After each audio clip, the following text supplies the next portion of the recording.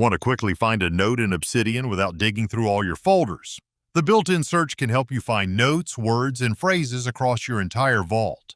To open search, look at the left side of Obsidian and click the search icon. You'll see a search box where you can enter what you're looking for. For example, let's say I want to find everything related to Prague Castle.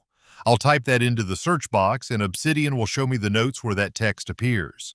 I can click any result to open the note and jump to the matching text. You can search for a specific word, a phrase, or even part of a sentence.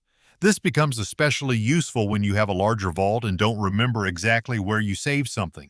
You can also search for a tag such as #travel to find notes containing that tag.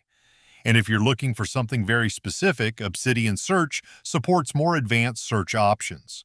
One particularly useful option is collapse results. When it's enabled, Obsidian groups the matches under each note, so instead of showing every matching line separately, you get a cleaner list with the note name as the main result.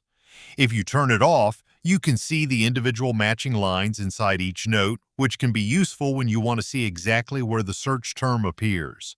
So whenever you can't remember where you put something in your vault, instead of checking folders one by one, just use the search function. Thanks for watching, and I'll see you in the next video.